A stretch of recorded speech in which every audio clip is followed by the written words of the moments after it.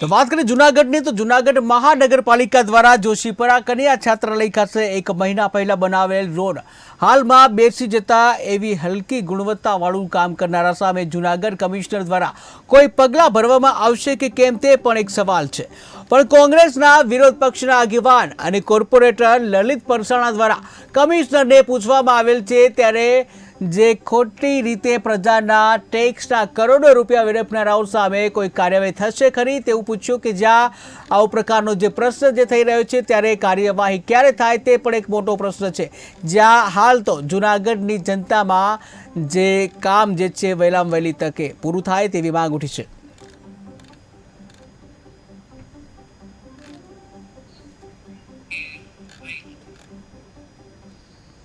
સરદારપરા કન્યા છાત્રાલય પાસે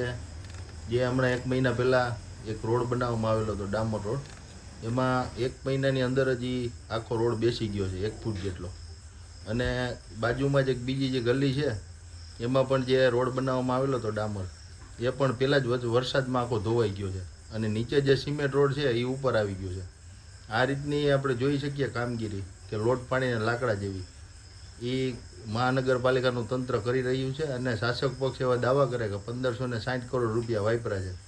તો આ રીતના વાપરવાના છે? આ તમામ પૈસા જે પ્રજા પોતાના પરસેવાની કમાણી કરીને સરકારને ટેક્સ ભરે છે,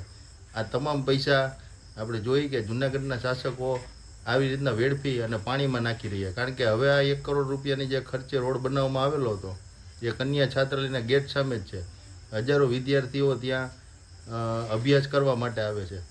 અને ત્યાં અવારનવાર હવે અકસ્માતો રહેશે, ખાડાઓ એમનેમ રહેશે, હવાના પાછું જે પૂર્વ આવે